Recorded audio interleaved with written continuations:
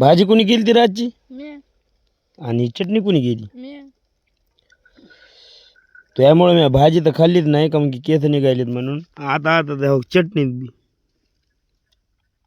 कुठे गेला रे? पाणी द्या काका पाणी. हा. अरे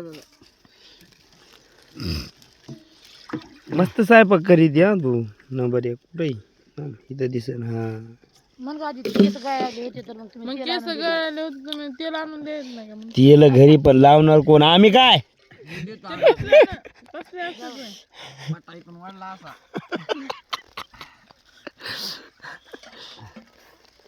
तांब्यात द्या पाणी काका. मग तुम्ही केस काढून टाका की मग खा डब्यात दिल्यावर काय तुला गिळायचं नाही काय पाणी होय रे. तुम्ही केस काढून टाका. तेव्हा ह्या भाज्या आणि चटण्या चांगल्या होत्या मग आम्ही हुंड चप्या करून हिंडाव का